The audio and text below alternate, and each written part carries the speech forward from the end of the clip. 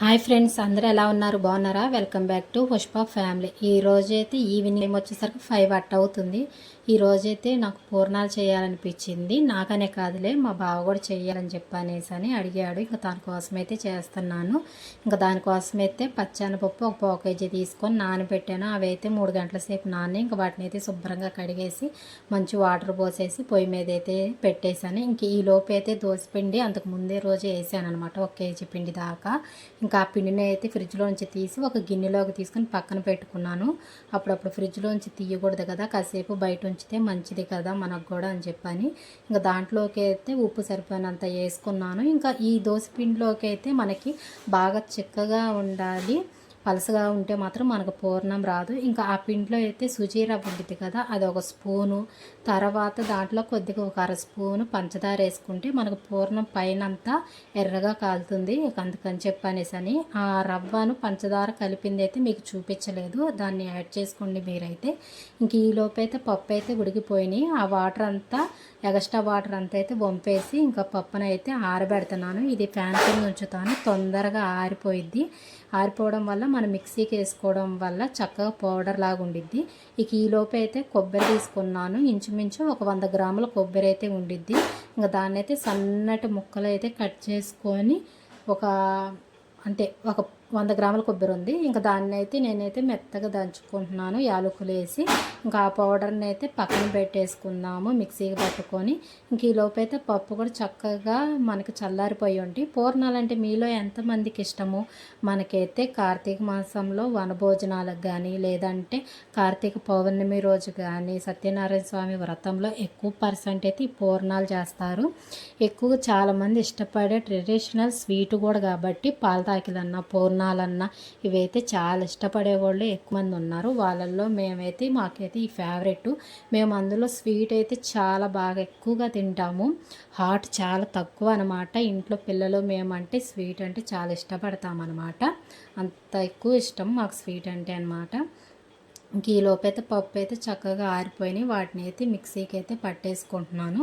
ఇంకా మీకైతే చూపిస్తాను ఎలా పట్టాను ఏందన్నది. మెత్తగా అయితే అట్లా కొంచెం బరగ్గా ఉంది, మళ్ళీ ఇంకోసారి అయితే మిక్సీకి వేస్తున్నాను. ఇక ఈసారి అయితే మెత్తగా వచ్చేసింది, ఇంకా అవసరమే లేదు. చూడండి ఎలాగొచ్చిందో పొడి పొడిగా. ఇంకా దాన్ని అయితే ఒక ప్లేట్లోకి తీసేసుకుంటున్నాను. ఇంక ఈ లోపు అయితే మనము బెల్లము, ఇప్పుడు 1/2 కిలో పప్పు కాబట్టి 1 పావు కేజీ బెల్లం అయితే నేను తీసుకుంటున్నాను. స్వీట్ తక్కువగా కావాల్సిన వాళ్ళు అయితే తక్కువగా కొంచెం తీసుకోండి, లేదంటే స్వీట్ ఎక్కువ తినాలనుకున్న వాళ్ళు ఇక దీనికైతే కొలతలైతే ఉండదు, మనం తినే స్వీట్ని బట్టి ఉండిద్ది అనమాట. నేనైతే 1/2 కిలో బెల్లం తీసుకొని దాన్ని అయితే ముక్కలుగా తీసేసుకొని కొంచెం ఒక గిద్ద కాదు, ఒక టీ గ్లాస్ వాటర్ అయితే తీసుకొని పెనంలో వేసుకున్నాను. ఇక అదైతే బెల్లం పాకం. దీనికైతే పాకం అంటూ ఏమీ ఉండదు, బెల్లం కరిగేదాకా ఉంచుకుంటే చాలు. దీనికి ఏ పాకం, తీగ పాకం, ముదురు పాకం ఇలాంటివన్నీ అయితే ఏముండవు. కేవలము ఆ బెల్లం కరిగేంత వరకు అయితే ఉంచుకుంటే సరిపోయింది. ఇంకా నాకైతే బెల్లం అంతా కరిగిపోయింది. ఇంక ఇప్పుడైతే పప్పుది అది ఉంది కదా పౌడరు, ఇక అదైతే దాంట్లోకి యాడ్ చేసుకుంటున్నాను. ఒకసారి అయితే గెంటితో అయితే మొత్తం తిప్పేసుకుంటున్నాను. ఇంకా దీంట్లోకి మనం ఇందాక కొబ్బరి, యాలక్కాయలు పౌడర్ చేసాం కదా, ఇంకా దాన్ని కూడా యాడ్ చేసుకుంటే మంచి స్మెల్ బాగా వచ్చింది.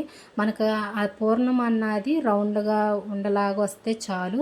ఇంకా అడుగు అంటుకోకుండా గెంటితో తిప్పుతూ ఉండి చూసుకుంటూ ఉంటే సరిపోతుంది, అడుగంటిద్ది అనమాట. అందుకని చెప్పి ఇంకా కొబ్బరి పౌడర్, యాలక్కాయ పౌడర్ కూడా యాడ్ చేస్తున్నాను. ఈ వేయడం వల్ల అయితే పూర్ణానికి మంచి టేస్ట్ అయితే వస్తుంది, చాలా రుచిగా ఉండిద్ది. ఒక్కొక్కరు అయితే పచ్చి కొబ్బరి వేసుకుంటారు, నేనైతే ఎండు కొబ్బరి తీసుకున్నాను. ఇంకా దాంట్లోకి ఇంకా పూర్ణానికి ఒంట్లో చుట్టడానికి అయితే చల్లబడాలి కొంచెం సేపు. ఇంకా అయితే చల్లబడింది.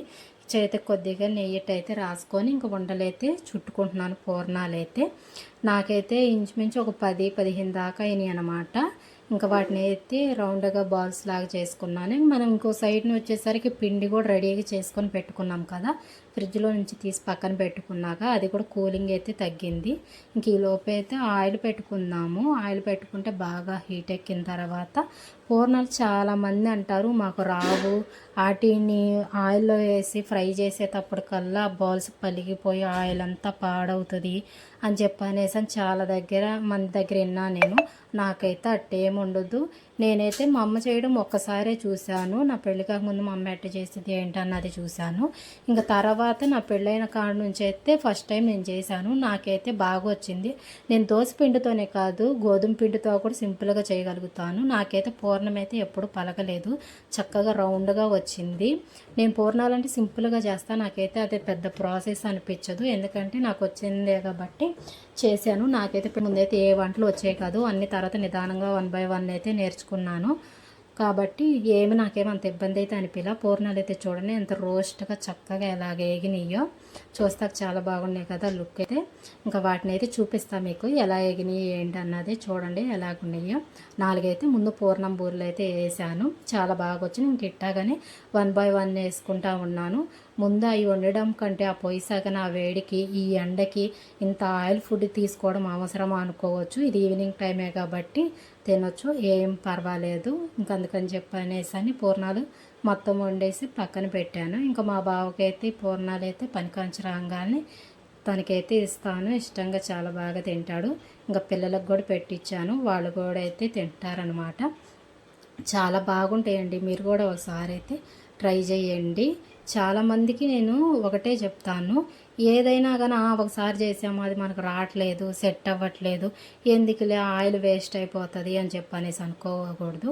ఏదైనా కానీ ఒకసారి ట్రై చేస్తే బాగుండిద్ది. అంతకు ముందైతే చేత్తో వేసా కదా, ఇక ఇప్పుడైతే స్పూన్తో అయితే వేసాను. చూసారుగా, చేత్తో కాకుండా ఇలా స్పూన్తో వేయడం కూడా పిండి మనకి దోశ పిండి అలాగ ఉండాలన్నమాట. ఇట్లా స్పూన్తో తీసేసినా కూడా పూర్ణానికి చుట్టూరు ఆ దోశ పిండి అన్నది అతుక్కొని ఉండిద్ది. విడివిడిగా అయితే లోనున్న పూర్ణం అయితే పలిగి ఆయిల్ అంతా అవ్వదు. మీకు చూపిస్తాను నేను స్పూన్తో వేసింది కూడా ఎలాగొచ్చింది ఏంటన్నది అయితే. ఇంక ఈ లోపు అయితే పూర్ణాలు 1 బై 1 అన్నీ అయిపోయినాయి. ఇంకా మా బావ కూడా వచ్చాడు, పెట్టించా, పిల్లలు తినేశారు. నేనైతే టేస్ట్ అయితే ఎలా ఉంది ఏంటన్నది చూశాను. ఈ వీడియో మీకు నచ్చినట్టయితే లైక్ అయితే చేయండి.